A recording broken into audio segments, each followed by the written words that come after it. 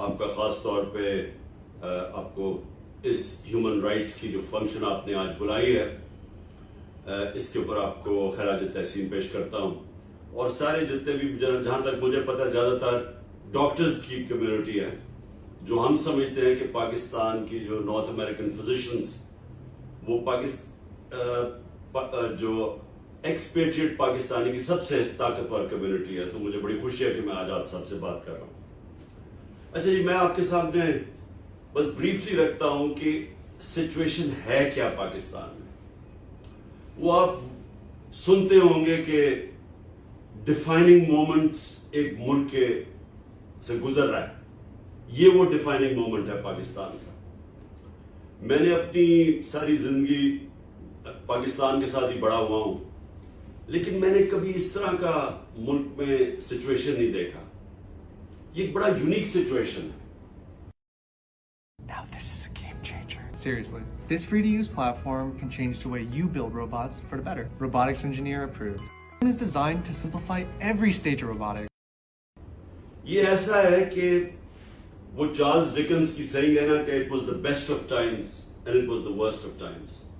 یہ وہ سچویشن ہے کہ ایک طرف بالکل ایک کراس روڈز پہ کھڑا ہے کہ ایک طرف تباہی کی طرف جا رہا ہے پاکستان. اور وہ میں آپ کو ایکسپلین کر دیتا ہوں. بڑا آپ بہتر جانتے ہیں، ایک اویئرنیس ہے آپ کی کمیونٹی میں، کیونکہ میرا بہت زیادہ اپنا سے انٹریکشن رہا ہے 30 سال سے زیادہ. تو ایک تو آپ میں اویئرنیس ہے، آپ سمجھتے ہیں کہ پاکستان کے ایشوز کیا ہیں، لیکن کراس روڈز ہیں کیا. یعنی وہ جب ایک ملک ادھر آ کے کھڑا ہو جاتا ہے کہ ایک طرف تباہی ہے، ایک ہم ڈکٹیٹرشپ کی طرف جا رہے ہیں، ٹوٹل جنگل کا قانون، کوئی رائٹس نہیں، کسی قسم کا اس وقت انسانیت ہی نہیں، ہیومینٹی نہیں. جو راستہ پکڑا ہوا ہے یہاں، جو فیشسٹ رجیم بیٹھی ہوئی ہے، یہ صرف ایک طرف لے کے جائے گی تباہی کے، کیونکہ اس میں ہوپ ہی کوئی نہیں ہے. اور میں نے کبھی پاکستانیوں میں اتنی ہوپلسنس نہیں دیکھی. جو العین کا ایک مینیجر آیا وہاں، وہ انڈسٹریل اسٹیٹ ہے یو اے ای میں، تو اس نے کہا جو پچھلے 7-8 مہینے میں پاکستانیوں نے انویسٹمنٹ کی ہے العین میں، یو اے ای میں، وہ پچھلے 10 سال میں نہیں کی. 9 لاکھ پاکستانی، یہ ایک اخبار کی رپورٹ ہے کہ ملک چھوڑ کے چلے گئے ٹاپ پروفیشنلز. ہمیں شوکت خانہ میں پرابلم ہوا ہے کہ ہمارے تقریباً 10% کنسلٹنٹس، اور یہ بڑے مشکل ہوتا ہے، آپ بہتر جانتے ہیں کہ جو کینسر اسپیشلسٹ، آنکالوجسٹ، ان کی بڑی ورلڈ وائڈ ڈیمانڈ ہوتی ہے، پلس سیلریز اتنی زیادہ ہیں، اور جیسے روپیہ ڈی ویلیو کیا ہے تو ان کے لیے اور زیادہ لوکریٹو ہو گیا باہر کام کرنے کا. پہلی 3-3, 4-4 گنا زیادہ تنخواہ ہے، تو روپے کے گرنے سے اور زیادہ لوکریٹو ہو گیا. تو 10% ہمارے کنسلٹنٹس چھوڑ کے جا رہے ہیں. اور یہ ہر جگہ ہو رہا ہے جدھر پروفیشنلز ہیں، کیونکہ ہوپلسنس ہے کہ ایک طرف ایک آدمی فیصلہ کرتا ہے بند کمرے کے اندر اپنے تھوڑے سے لوگوں کے ساتھ کہ عمران خان بڑا خطرناک ہے تو اس کی گورنمنٹ گرا دو. چلے جی، بڑا خطرناک ہے، گورنمنٹ گرا دی، لیکن اس ملک کے نامور ڈاکوؤں کو اور مجرموں کو اٹھا کے اوپر لا کے بٹھا دیتا ہے، جو 30 سال سے ثابت ایک دوسرے کو جو چور کہہ رہے تھے، جن کے اوپر باہر مضمون ہے ان کی چوری کے. زرداری کو نواز شریف نے 2 دفعہ جیل میں ڈالا کرپشن پہ. وہ جو حدیبہ پیپر مل کیس، اوپن شٹ کیس، وہ اس نے بنایا، زرداری نے بنایا نواز شریف کے اوپر. وہ دو جو ایک دوسرے کو کرپٹ کہتے تھے، جن کو پھر جنرل مشرف کرپٹ کہتا تھا، جنرل مشرف نے ان کے اوپر کیسز بنائے. نیب کا جو چیئرمین، پہلا نیب کا چیئرمین تھا جنرل امجد، اس نے ہمیں بریفنگ دی ان کی فورن پراپرٹیز کی. انہی لوگوں کو لا کے اوپر بٹھا دیتا ہے ایک گھوڑا سوار نائٹ جو آتا ہے ہمیں ہر تھوڑی دیر کے لیے بچانے کے لیے ملک کو. اور ان لوگوں جب اوپر بٹھا دیتا ہے، وہ پھر ایکسپیکٹ کرتا ہے کہ بھیڑ بکریوں کی طرح ساری قوم اب ان کو ایکسپٹ کرے. یہ میں تکبر کا بتا رہا ہوں کہ یہ اتنا ایروگنس ایسی آپ امیجن نہیں کر سکتے کہ اس طرح کی ایروگنس کی، کیونکہ میں نے ان کو لے کے آیا ہوں اور جا کے تقریریں کرنی شروع کر دی، کیونکہ بڑا ریزنٹمنٹ آئی، اسپیشلی جو ایکس سروس مین تھے. انہوں نے بڑا ریزینٹ کیا. تو ان کو جا کے تقریریں کر رہے ہیں کہ وہ اصل میں کوئی ثابت نہیں ہوا نواز شریف کے اوپر اور زرداری کے اوپر کہ جی وہ تو, یعنی اس نے پھر کیمپین کرنے کی کوشش کی لوگوں کو بتانے کے لیے کہ نہیں نہیں میں نے بڑا ٹھیک فیصلہ کیا. اب پرابلم کیا ہوا, ان کو ایکسپٹ کروانے کے لیے اب یہاں سے اصل ڈیمیج ہونا شروع ہوا. جب انہوں نے دیکھا کہ 9 اپریل کو پی ٹی آئی کی گورنمنٹ گرائی گئی, 10 اپریل کو سپونٹینیسلی ہزاروں لاکھوں لوگ نکلے سڑکوں کے اوپر سارے پاکستان میں.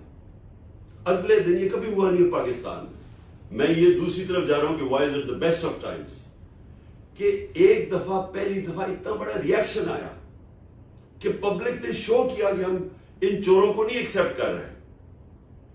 اس کے بعد میں نے جو جلسے تھے, میں نے کوئی 60-70 جلسے کیے. پاکستان کی تاریخ میں کبھی اتنے بڑے جلسے نہیں ہوئے.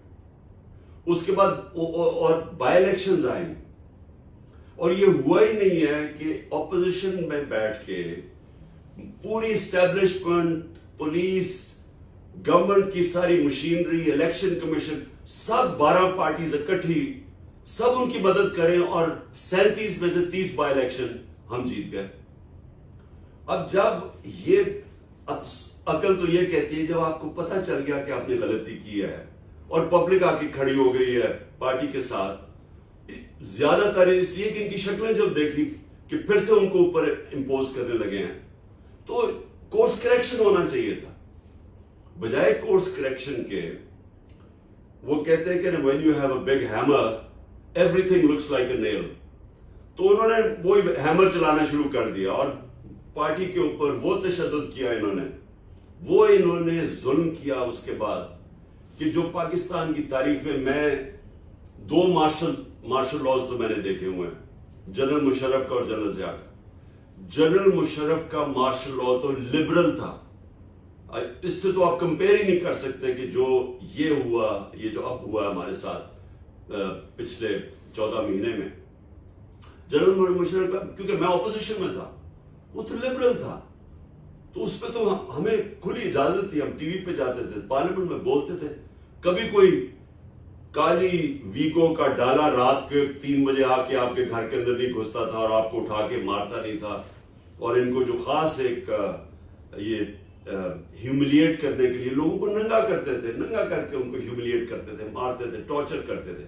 یہ شروع ہو گیا جنرل باجوہ کے دور میں, یہ بتانے کے لیے کہ نہیں ایکسپٹ کرو ان لوگوں کو.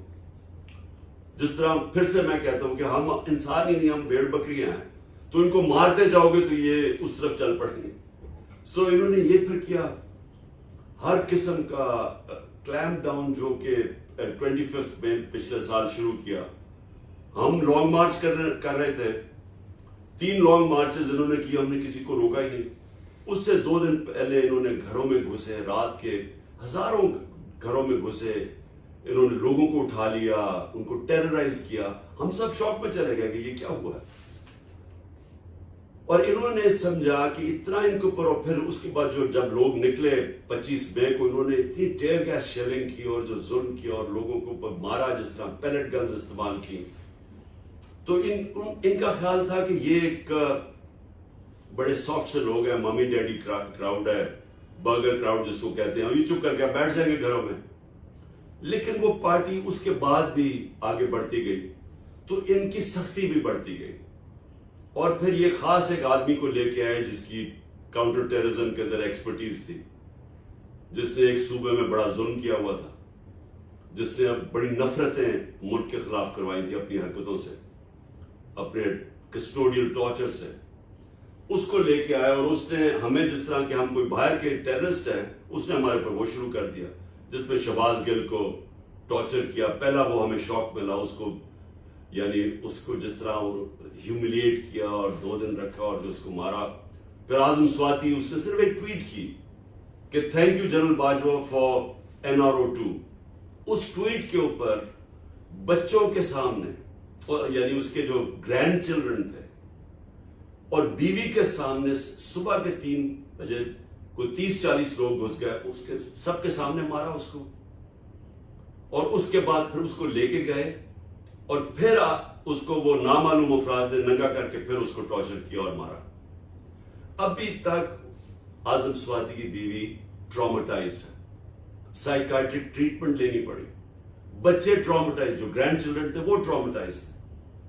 اس کے بعد اور اس سے پہلے ارشد شریف کا, اس کو پہلے انہوں نے وہ تھریٹ کیا, پھر اس کے اوپر کیسز کیے, پھر اس نے چیف جسٹس کو خط لکھا کہ میری زندگی خطرے میں ہے, اور وہ اس کے بعد ملک چھوڑ کے جب گیا تو اس کو کینیا میں اس کو اسیسنیٹ کیا. پھر انہوں نے میرے اوپر اٹیمپٹ کیا 3 نومبر کو, کیونکہ پارٹی اور پاپولر ہوتی, جو یہ کرتے تھے وہ اور زیادہ پارٹی اوپر جا رہی تھی. 3 نومبر کو میرے اوپر اٹیمپٹ کیا, اور پھر اٹیمپٹ ہی نہیں کیا, پھر جو انویسٹیگیشن تھی اس انویسٹیگیشن کو سیبوٹاج کیا, جس میں ان شارٹ جو انہوں نے گورنمنٹ نے بیانیہ بنایا ہوا تھا یا پولیس نے کہ ایک شوٹر تھا, دینی انتہا پسند تھا, اور میں پہلے سے پریڈکٹ کیا تھا کہ دینی انتہا پسند کے ذریعے مجھے اسیسنیٹ کرنے کی کوشش کریں گے. تو انہوں نے جو فائنڈنگز آئیں, جو فورینسک رپورٹ آئی, آئی وٹنسز آئے, وہ 3 شوٹرز نکلے. تو وہ ڈیتھ ٹریپ تھا, وہ اللہ نے بچا لیا. تو وہ انہوں نے سیبوٹاج کر دی, وہ ہماری جی آئی ٹی کی رپورٹ, کیونکہ یہ اتنے طاقتور ہیں ابو لا. اس کے بعد پھر میرے اوپر ایک اور اٹیمپٹ کیا 18 مارچ کو, بڑے, وہ بھی اللہ نے خاص بچایا. انہوں نے پورا پلان کیا ہوا تھا جوڈیشل کمپلیکس میں مجھے قتل کرنے کا, ادھر سے پھر میں بچا.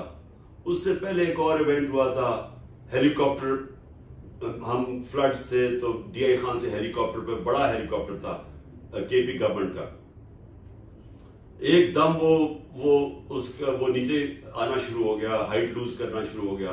پتا چلا غلط فیول مکس اس کا غلط کیا گیا. وہ پتہ نہیں اللہ نے کیسے بتایا کہ نہیں تو پہاڑی علاقہ تھا, وہ لینڈ ہی نہیں کر سکتا تھا. تو ایک بس فیلڈ ملی, پہنچتے پہنچتے وہاں ہم رک گئے. اینیوے تو وہ بچ گئے, اور بھی 1-2 اٹیمپٹس تھے, لیکن اللہ نے بچا لیا. اس کے بعد یہ جو فائنلی یہ جو انہوں نے کیا 9 مئی کا, یہ 9 مئی کا اتنا بڑا یہ مذاق ہوا ہے کہ انہوں نے کہا جی غداری ہوگی ملک سے. 9/11 ہے پاکستان کا.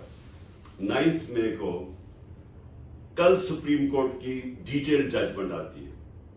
وہ کیا کہتی ہے؟ ڈیٹیل ججمنٹ یہ کہتی ہے کہ عمران خان کو انکانسٹیٹیوشنلی اینڈ ان لافلی وہاں سے ایبڈکٹ کیا گیا. سو کوشچن اب یہ ہے کہ جب مجھے ان لافلی اور انکانسٹیٹیوشنلی ایبڈکٹ کیا, اور صرف وہ ان لافل نہیں تھا کیونکہ وہ اریسٹ نہیں تھا, وہ رینجرز یا کمانڈوز نے مجھے اٹھایا تھا, کیونکہ میرے ساتھ 3-4 کمانڈوز تھے. وہ ساروں نے کہا, وہ ایس ایس جی کے تھے, سب نے کہا کہ جی ہم یہ جانتے ہیں رینجرز نہیں, یہ کمانڈوز تھے. اینیوے جس طرح انہوں نے مجھے پکڑا, وہ تو آپ نے سب نے بھی دیکھا ہوگا, لوگوں کو مارا انہوں نے ڈنڈوں سے. وہاں بیچارہ وہ ہائی کورٹ کا وہ سٹاف بیٹھا ہوا تھا اس آفس میں, ان کو مارا, ہمارے وکیلوں کو مارا, مجھے بھی ایک گھر. تو اور جس طرح لے کے گئے, تو کوشچن یہ ہے کہ کیا پبلک کا جو ریئیکشن تھا وہ جسٹیفائڈ تھا یا نہیں تھا؟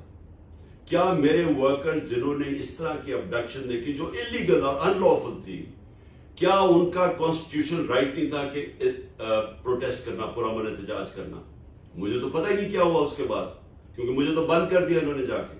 تو جب میں سپریم کورٹ میں پیش ہوا تو جج نے پہلی دفعہ مجھے بتایا جی یہاں بڑا وائلنس ہوا ہے, یہاں بڑی توڑ پھوڑ ہوئی ہے, آرسن ہوا ہے.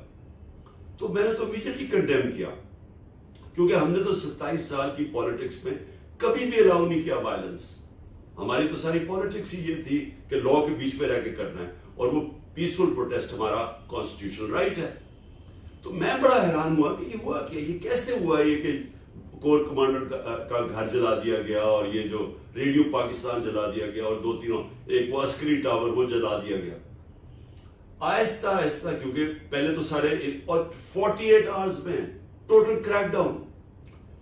ہو سکتا ہے کہ 10,000 لوگ آپ 48 گھنٹے میں پکڑ لیں اگر آپ کا پہلے سے پلان نہیں بنا ہوا تھا, کیونکہ کسی کے پتہ چلاتے ہیں آپ, ان کے گھر کے پتے لیتے ہیں, کچھ کرتے ہیں. یہ کیسے ہو گیا کہ 48 گھنٹے میں ایک دم 10,000 لوگ پکڑ کے جیل میں ڈال دیے؟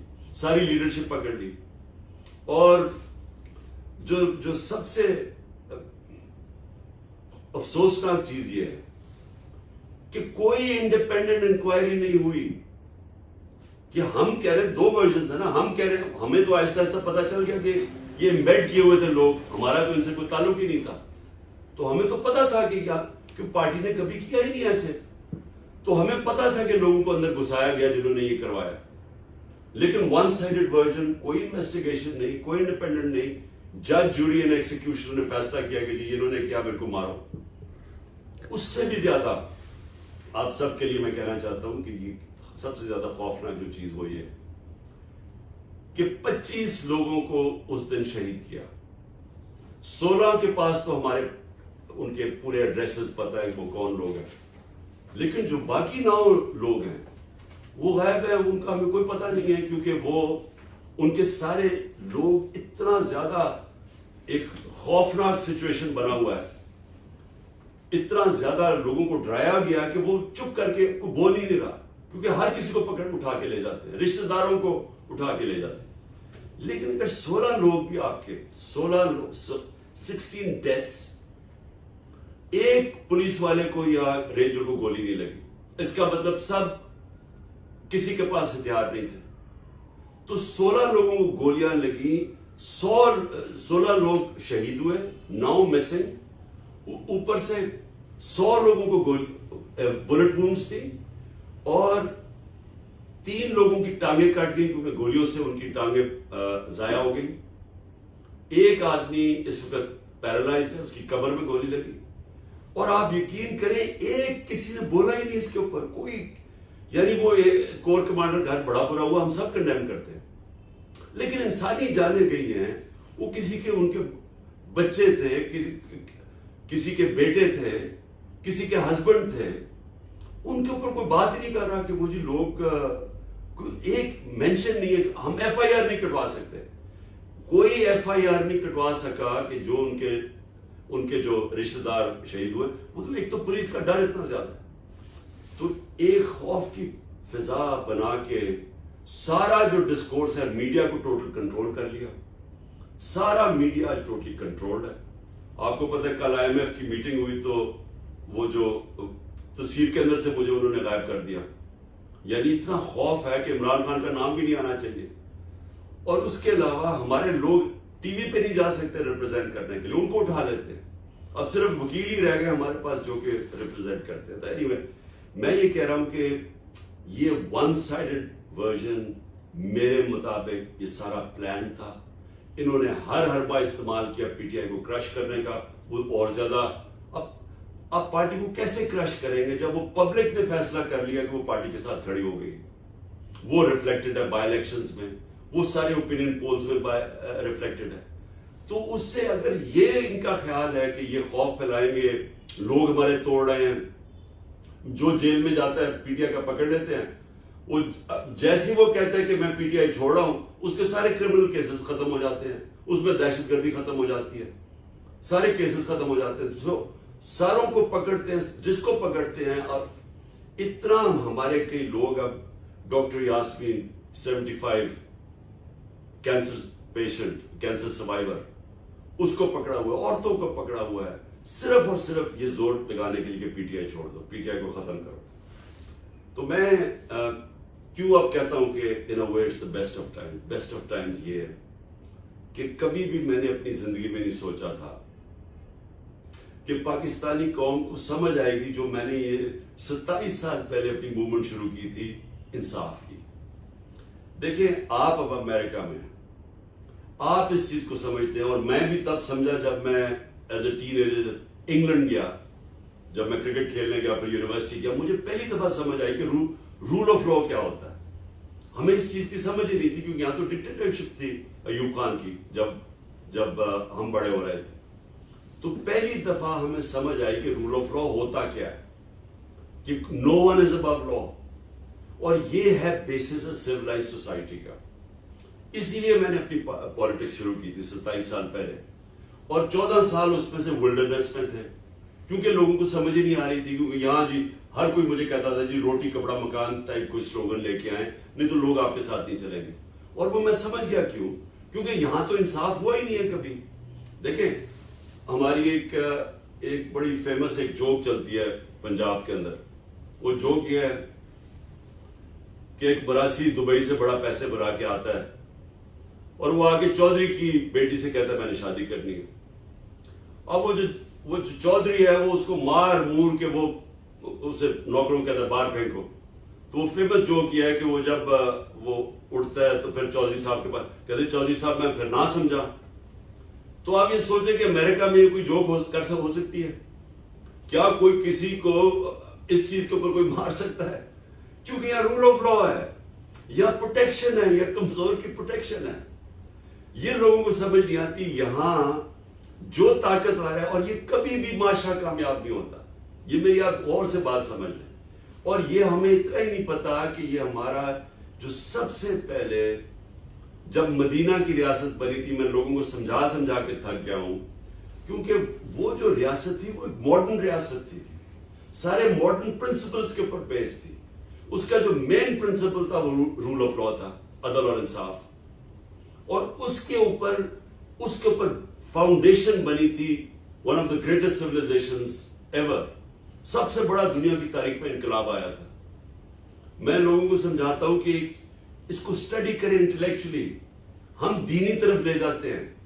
میں چاہتا ہوں کہ اس کو انٹلیکچولی اسٹڈی کریں کہ یہ دنیا میں کتنا بڑا فینومینا تھا کہ 625 کے اندر جنگ بدر ہوتی ہے، 313 لڑنے والے. 636 11 سال کے بعد بیزنٹائن ایمپائر، رومن ایمپائر یارموک کی جنگ میں ہار جاتا ہے مسلمانوں سے.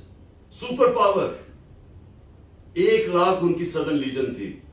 وہ 11 سال کے بعد وہ، اور 12 سال کے بعد دوسری سپر پاور پرشین ایمپائر وہ قدسیہ میں ہار جاتا ہے. یہ جو فینومین ہے، اس کو جب تک ہم صحیح معنی میں اسٹڈی نہیں کریں گے ہمیں سمجھ نہیں آئے گی کہ کیوں اللہ قرآن میں کہتا ہے کہ نبی کی سنت پہ چلو. کیونکہ وہ جو ریولوشن آئی تھی اس کو ہم کبھی بھی ڈسپیشنٹلی انڈرسٹینڈ نہیں کرتے. جو سب سے بڑا کام اس ریولوشن کا تھا، انسانوں کو آزاد کر دیا تھا. اور آزاد انسان ہی معاشرے کو اٹھاتے.